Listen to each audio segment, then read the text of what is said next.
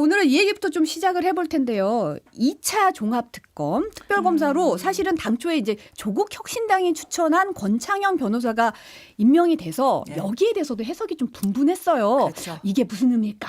조국 혁신당에 좀 이 합당 국면에서 좀 힘을 실어주나 이런 얘기가 좀 나왔었는데 이 대통령이 민주당이 추천한 변호사가 전준철 변호사인데 이분이 대북 송금 사건 수사 당시에 김성태 전 쌍방울 회장의 1차 변호인단에 속했던 분이라는 것 때문에 강한 유감을 드러냈다. MBC 보도가 있었습니다. 네. 이성윤 최고위원이 특검을 추천했는데 특검 추천 과정에서 법사위 소속 의원들과 논의하는 통상적인 절차라든지 최고위 보고가 없었다는 사실도 뒤늦게 드러나면서 논란이 확산되고 있거든요. 당내 분위기는 어떤가요? 그렇죠. 당내에서도 좀 어수선하고 좀 당황스럽고 또 이게 왜 이렇게 인사 추천이 되었느냐에 대해서 지금 많은 얘기들이 나오고 있습니다. 근데 다만 이제 이성윤 최고가 오늘 오전 최고위에서 이 과정들을 또 설명하고 나름의 해명도 좀 한 것 같아요. 그렇기는 해도 일단 당 차원에서는 어제 이제 박수현 수석 대변인이 이야기한 것처럼 인사검증에 실패가 부분이 있었다라는 부분을 분명히 인정을 했고 당대표도 이 부분에 대해서 유감 표명도 분명히 했기 때문에 일단 당 차원에서 검증이 잘못된 건 분명한 것 같아요. 근데 문제는 이게 잘못되는 과정에서 거르지를 못했다라는 점, 뭐 이 부분이 좀 안타까운 부분이고요. 그렇기 때문에 대통령이 특검을 임명하는 건 인사권을 행사하는 부분인데 이 인사권 행사하는 그 측면에 있어서 당이 누가 된 거는 분명한 것 같아요. 당이 그런 인사권 행사가 잘 될 수 있도록 뒷받침을 해도 부족한데 이게 누가 됐기 때문에 이런 부분에 대해서는 당이 좀 안으로 내부적인 걸 들여다보고 그리고 지금 인사 추천 절차 부분이 좀 관례로 진행됐던 부분들이 있는데 이런 부분에 대해서는 지금 좀 시스템적으로 좀 손봐야 될 곳들이 있지 않나라는 이야기들이 계속 나오고 있습니다.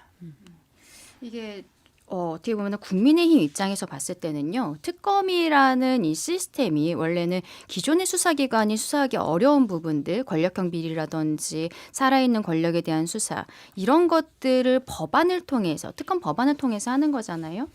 근데 지금 민주당에서 정청래 대표가 누를 끼쳐서 죄송하다. 며칠 전에 이제 박수현 수석 대변인이 이야기를 했습니다만 다시 같은 이야기를 하고 있습니다. 이거는 결국에는 입맛에 맞는 사람을 특검으로 임명하고 있습니다라는 것을 보여주는 방증이 아닌가라는 생각을 할 수밖에 없는 거죠. 그런데 저는 개인적으로 보았을 때는 이재명 대통령 입장에서는 굉장히 기분이 나빴을 것 같기는 해요.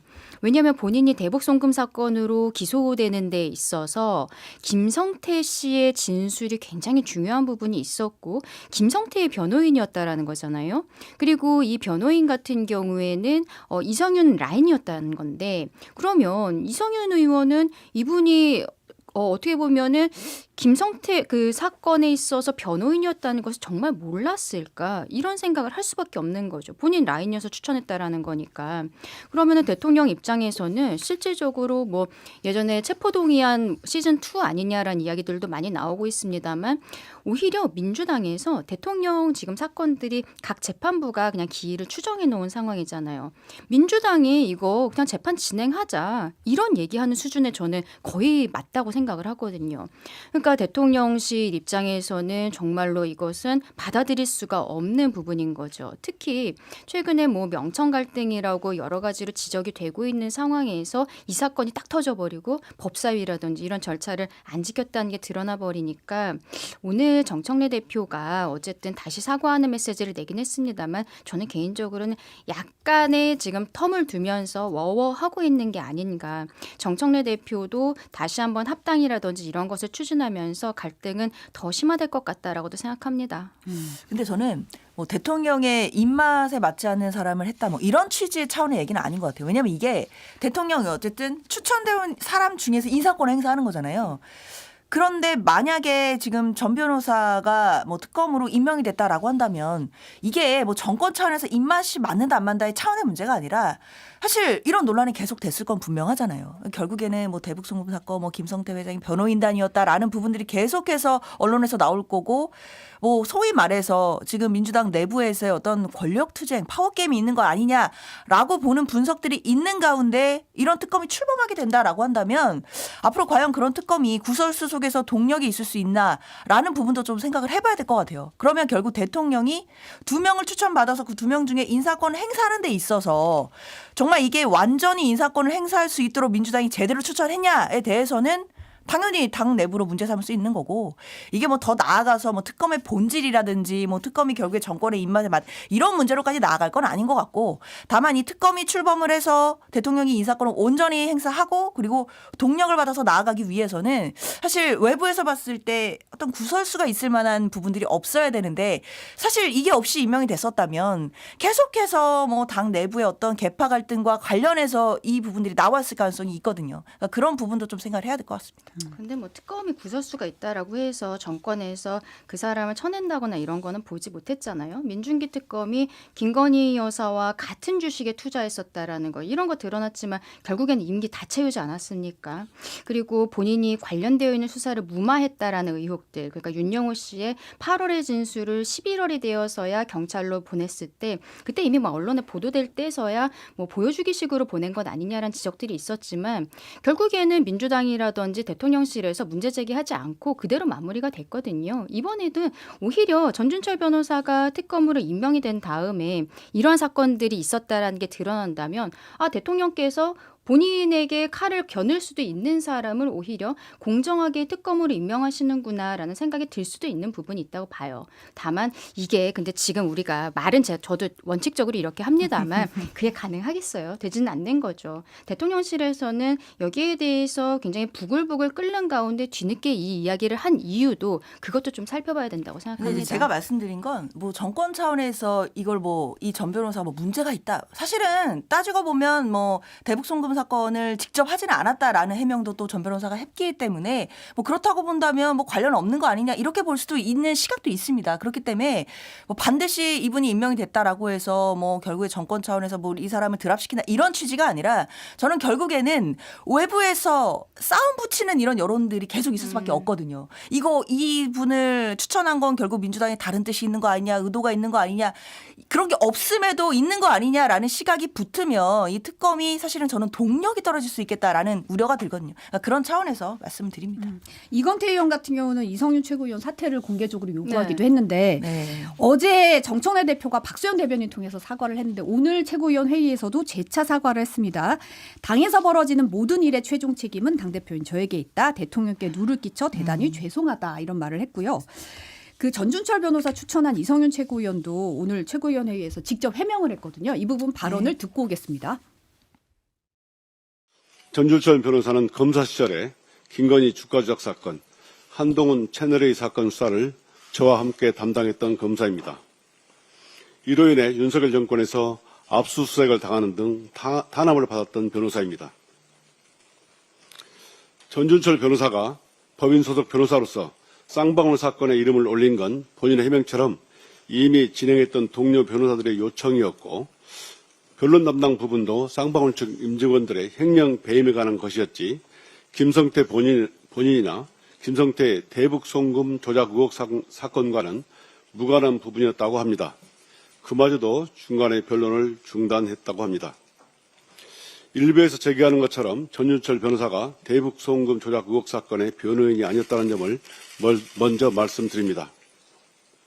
제가 전준철 변호사를 2차 종합특검으로 추천한 것은 윤석열 김건희 수사를 할 때 서슬퍼런 윤석열 총장 하에서도 결코 소신을 굽히지 않고 강직하게 수사하였고, 이번 2차 종합특검의 중요성에 비추어 적임자로 판단되어 원내대표실에 추천하게 된 것입니다. 그럼에도 정확한 팩트 확인 없이 전준철 변호사가 김성태 대북 송금 조작 의혹 사건을 변호했고, 그런 변호사를 추천함으로써 마치 정치적 음모가 있는 것처럼 있지도 않은 의혹이 확산되는 데 대해 매우 안타깝게 생각합니다. 그렇지만 한편으로는 소통이 부족했음을 느낍니다. 이번 2차 종합특검 추천 과정에서 좀 더 세밀하게 살피지 못한 점에 대해 유감스럽게 생각하고 앞으로 더 세심하게 살피겠습니다. 이성윤 의원이 유감스럽게 생각한다고 얘기하면서도 전준철 변호사가 김성태 전 회장과는 무관하다. 그리고 정치적 음모론에 대해서 안타깝다고 했거든요. 그러면서 이제 원내대표실에서 추천했다 이런 얘기를 했는데 사실 어제 박수현 대변인 같은 경우도 기자간담회에서 인사추천 원내사안이라고 밝혀서 이거 원내에 떠넘기는 거 아니에요 이런 지적도 좀 나오긴 했어요. 그래서 오늘 아침에 그 시선집중에서는 이거 제 브리핑이 부족했던 것 같다 이런 얘기도 했는데 요 해명은 어떻게 들으셨나요?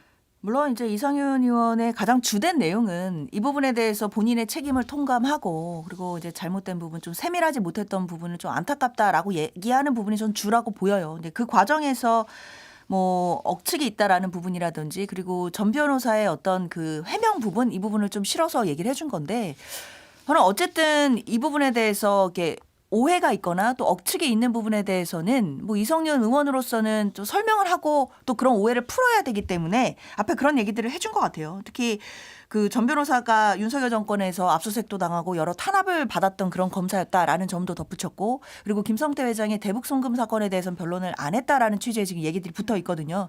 아마 그런 거는 그렇기 때문에 물론 세밀하지 못하고 검증이 제대로 안 돼서 이 부분에 이제 문제가 있었던 것은 맞지만 뭔가 일부에서 제기하는 것처럼 어떤 뭐 의도가 있었다든지 아니면 이것이 무언가 다른 잘못된 어떤 그런 부분들 때문에 이런 검증이 제대로 못 됐다라는 부분은 사실과 다르다라는 부분 좀 여러 가지 억측들에 대해서는 좀 해명을 해주기 위한 내용들이 좀 담겨 있는 것으로 보이고요.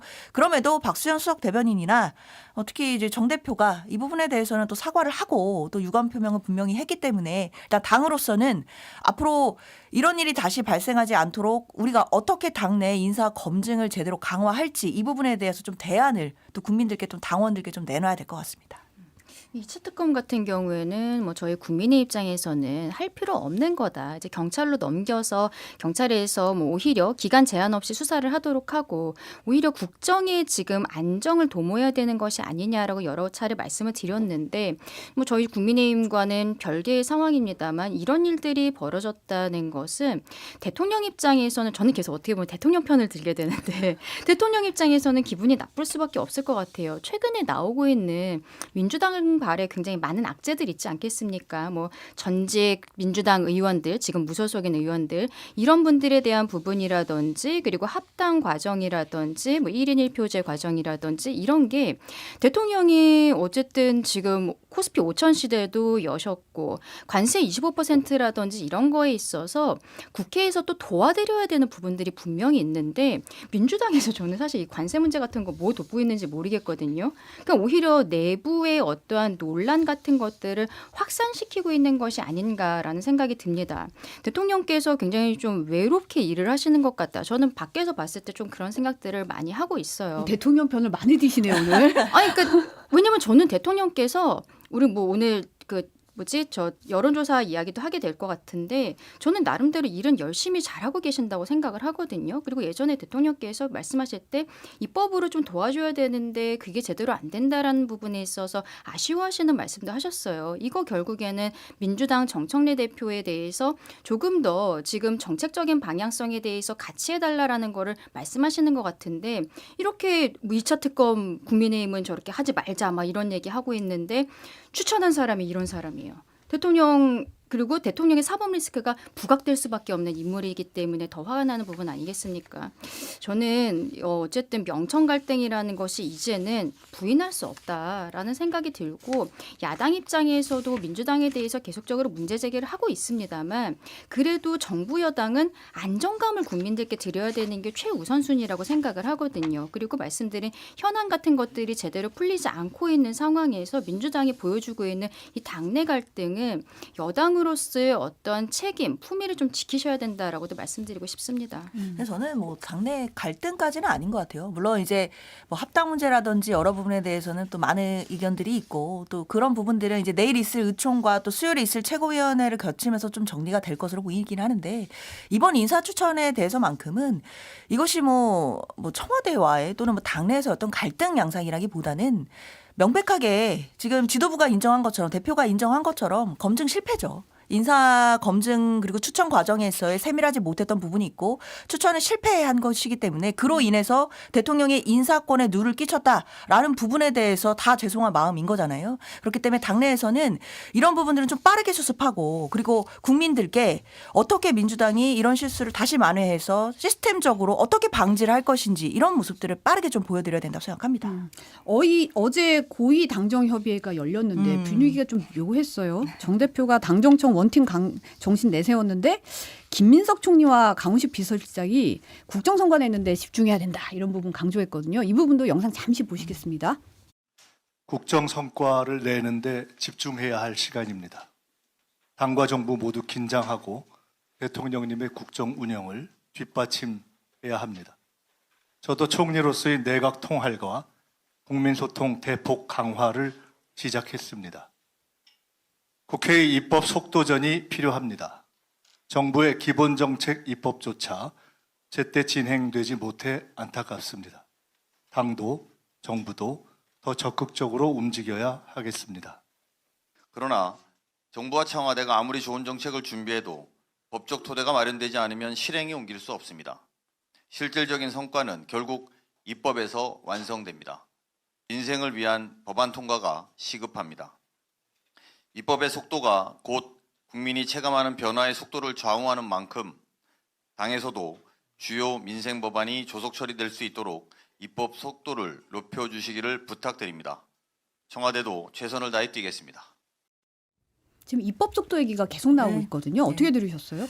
대통령도 이런 취지 말씀하신 적이 있죠. 그러니까 결국에는 지금 이재명 정부가 하고자 하는 정책들이 많고 특히 대통령이 드라이브를 잡고 또 강하게 가져가려고 하는 분야들이 있어요. 근데 그런 분야에 있어서 사실 대통령의 마음이 앞서가고 또 정책들에 대한 강력한 메시지가 있음에도 불구하고 뭐 예를 들면 부동산 관련해서도 대통령이 SNS를 통해서 지금 부동산과 관련된 정책적인 강한 메시지를 지금 보여주고 있거든요. 굉장히 일관적이고 강력하기 때문에 저는 이게 부동산 시장에 상당히 큰 시그널로 작용을 하고 어느 정도 좋은 영향을 줄 거라고 믿습니다. 근데 그렇게 대통령이 하고 있음에도 사실상 국회에서 입법으로 뒷받침이 제대로 되고 있느냐라고 한다면 이 부분은 조금 의문인 부분들이 있죠. 그렇기 때문에 당연히 뭐 총리로서나 그리고 비서실장으로서나 뭐 입법에 속도 내자 뭐 이런 얘기 당연히 할 수 있는 것 같고 이 부분에 대해서 당연히 민주당도 지금 여당으로서 당연히 동의하고 공감하는 바고요. 당연히 국회 차원에서 입법의 속도를 좀 붙여서 대통령이 이번 또 국정에 대해서 성과를 낼 수 있도록 뒷받침하는 거 당연히 집권 여당의 몫이기 때문에 뭐 이런 이야기 나오는 거 너무 당연한 것 같은데 다만 이제 일각에서는 이게 조금 분위기가 묘한 거 아니냐 뭐 약간의 갈등 양상이 있는 거 아니냐 뭐 이런 얘기도 나오지만 저는 또 역설적으로 사이가 진짜 안 좋고 어색하잖아요. 이런 말 면전에서 오히려 못합니다. 오히려 이런 얘기 또는 어쩌면 불편할 수도 있는 얘기도 면전에서 할 수 있을 만큼 어쩌면 지금 건강하게 서로 사이가 다 소통이 잘 되는 그런 상황이라고 저는 보이거든요. 그렇기 때문에 입법 속도 높여달라 이런 말 면전에서 할 수 있는 거고 당연히 여당에서도 이 얘기 받아들여서 빠르게 특히 민생과 관련된 입법은 뭐 야당과의 또 협의도 해야 되니까요. 빠르게 좀 국회에서 입법 진행해야겠다라는 생각 듭니다. 그러니까 우리 장현주 변호사님이 되게 원칙적이고 좋은 말씀 해주셨는데 민주당에서 실질적으로 그렇게 행동이 옮기지는 않고 있는 거죠. 그러니까 제가 관세 얘기를 자꾸 말씀을 드리는데 미국과의 관세 협상에 있어서 우리가 지금 국회 안에 그 지원 특별법이 올라가 있잖아요. 이게 통과가 안 되어 있었던 거예요. 근데 거기에 대해서 여당 측에서는 국민의힘이 법안에 뭐 동의하지 않는다, 법안에 협조하지 않는다라는 형태로 이야기하고 있습니다만 국민의 입장에서는 이것은 조약으로 봐야 되기 때문에 국회에서의 비준 같은 것들이 필요한 오히려 더 강화되게 봐야 된다. 그리고 우리 정부에서 어디에 투자를 해야 될지 아직 정하지도 못했다. 또 담당자 같은 경우에는 경제부총리는 언론에 나가서 올해 상반기 안에는 투자 계획 없다. 이런 이야기들을 하고 있었어요. 근데 대통령께서는 이런 부분도 저는 굉장히 아쉬웠을 것이라고 생각합니다. 25% 이제 다시 올리겠다고 트럼프 미국 대통령이 본인 SNS에 올렸을 때 물론 2주 전에 어떠한 서면 경고가 왔었다라고는 하지만요. 민주당이 그동안의 특검이나 이런 것들 법안 처리할 때 한 3주 정도 했거든요. 그리고 국민의힘을 지금 사실상 뭐 대화의 상대로 봐주지 않고 있잖아요. 본인들이 원하는 대로 진행을 하고 있습니다. 그리고 이재명 대통령이 대통령 취임하면서 그 무렵에 가장 컸던 이슈가 이 관세였거든요. 그러면 그때 어느 정도 15% 잘했다 국민들께서 안심을 하고 계실 때 입법적으로 거기에 대해 도움을 줘야 되는 거죠. 국민의힘을 다그쳐서라도 혹은 뭐 일방적으로 통과시키는 한이 있더라도 저는 강한 모습 보여줬어야 되는데 완전히 손을 놓고 있는 거예요. 그리고 그 지금 집안 싸움 하고 있는 거잖아요. 물론 그 와중에 뭐 김병기 전 원내대표라든지 강선우 의원 이런 사건들이 터져서 당 내에 좀 입장이 굉장히 곤란할 수도 있겠습니다만 민주당은 의원이 워낙 많고 그리고 정부 여당을 대표하고 있다면은 여기에 대해서 적극적으로 나서야 되는 거죠. 조금 아까 우리 김민석 총리랑 강훈식 비서실장 목소리 잠깐 들으셨는데 국정 성과, 입법 속도에 대해서 지금 지적을 하고 있는 거잖아요. 이거는 결국에는 저는 정청래 대표의 이 민주당에 대해서 문제 제기하고 있는 거라고 보거든요. 완전히 전환된 스탠스를 보여주지 않는 이상은 정청래 대표의 민주당에서 이러한 갈등은 계속될 거다라고 생각합니다. 지금 사실 합당도 연동돼서 좀 얘기가 네. 나오고 있는데 조국 대표가 최후 통첩을 했어요. 이번 주 금요일 그러니까 13일까지 합당에 대한 명확한 입장을 밝히라는 건데 지금 민주당에서는 어젯밤에 최고위원회의 그렇죠. 열었지만 결론 내리지 못했고 예. 오늘 의원총회 통해서 의원을 좀 종합해서 모은 다음에 오는 11일 최고위원회의에서 최종 입장 정리하겠다. 뭐 이런 얘기 나왔는데 혁신당 요청이 아니더라도 어쨌든 설 연휴 전에 그렇죠. 이제 사람들 좀 내려가서 설 밥상에 요 얘기가 좀 계속 오르내리기보다는 그 전에 어느 정도 정리가 돼야 된다 이런 입장이잖아요. 그렇죠. 어떻게 결론이 나올 걸로 예상하세요? 사실 뭐 조국 대표가 뭐 설 연휴 전 그러니까 13일, 14일부터 연휴니까 뭐 그 말씀하셨지만 그게 아니더라도 이걸 떠나서 당연히 민주당으로서도 뭐 합당 관련된 부분들에 대해서는 큰 줄기는 설 연휴 전에는 적어도 이제 의원총회나 최고위를 통해서 좀 갈 길이 정해지긴 해야 될 것 같다라는 생각은 듭니다. 아니면 설 연휴가 지나고 나면은 이제 금방 또 12월 말이에요. 그리고 2월 말이에요. 그리고 게다가 설 연휴 지나고 바로 윤석열 내란 수괴 피고인에 대해서 지금 선고도 있고 그럼 또 그 이후에는 여러 가지 또 이슈들이 터져나올 가능성이 있기 때문에 그러면 지금 지방선거 앞둔 시점에서 사실 시간이 별로 없거든요. 그러니까 합당을 하든 안 하든 이 방향을 어떻게 갈지에 대해서 구성원들의 의견을 모으는 건 이번 주가 분수령이 되는 거는 분명합니다. 그래서 의원총회도 할 거고 최고위원회가 또 수요일에 있으니까 그때 이제 결론이 날 건데 아마 그때 뭐 찬반 이런 결론이 나는 것보다는 제가 봤을 때는 만약에 진행을 하게 된다라고 한다면 절차를 어느 방향으로 가게 될 것인지 또는 뭐 시기적인 부분이라든지 이런 식의 큰 어떤 줄기가 결정될 가능성이 있고 뭐 당장 뭐 최고위원회에서 뭐 찬성이다 반대다 이렇게 결론이 날 가능성은 지금으로선 높아 보이지는 않아요. 워낙 그 구성원들의 의견들도 차이가 많기 때문에 그렇지만 적어도 이걸 어떻게 결론 낼지에 대한 절차적인 부분 이런 부분들에서는 큰 줄기는 나올 것이고 그렇다면 그 절차를 통해서 민주당이 설 전에는 그래도 어느 정도 큰 방향에서는 당원들의 의사를 모을 수 있지 않을까라고 생각합니다. 근데 사실 이현주 최고위원 같은 경우는 오늘 최고위원회에서 이런 얘기했어요. 싫다는 결혼에 강제로 당사자를 끌고 갈 수는 없는 일 아니겠냐 이런 얘기까지 했거든요. 그러니까 사실은 조국혁신당에서 13일까지 내라 이런 거에도 좀 부적절하다 이런 얘기도 좀 일부에서 있더라고요. 어떻게 보세요? 저는 조국 대표가 민주당이 갑질하는 것처럼 보이더라고요. 그리고 굉장히 비겁하다고 생각을 했습니다. 왜냐하면 정청래 대표가 합당을 이야기한 게 1월 22일이었는데 그때 뭐 청와대에도 알고는 있었지만 이런 형태로 뭐 지금 시점에 발표할 거라고 생각 못했다. 김민석 총리 그런 이야기 했었잖아요. 근데 조국 대표 알고 있었어요. 민주당의 최고위원들도 몰랐다라고 이야기하는데 조국 대표는 일단 알고는 있었다고 했습니다. 그러면 민주당 내에서 엄청난 혼란과 폭풍이 일어날 거라는 것 본인 알고 있었던 거거든요. 근데 초반엔 조용해요. 조용하다가 민주당에서 지금 막 내부적으로 막 갈등이 일어나니까 본인은 뒤로 갑자기 빠지면서 설 전에 결론을 가지고 오라는 거예요. 이게 무슨 일입니까? 그리고 지금 굉장히 당원들께서 분노하시는 포인트는 이렇게 합당이 됐을 때 어떻게 보면은 가장 혜택을 받는 사람은 정청래라기보다는 조국으로 보이거든요. 밖에서 보는 제가 보기에도 그래요. 근데 조국 대표는 본인은 아무것도 지금 제대로 된 의사표현을 하지 않으면서 결론을 가지고 오라고 민주당을 압박하는 모양새라는 거죠. 결국 그 과정에 있어서의 책임은 하나도 지려 하지 않고 과실만 취득하려고 하는 것이 아닌가. 이거는 정치적으로 저는 굉장히 비겁하다고 생각합니다.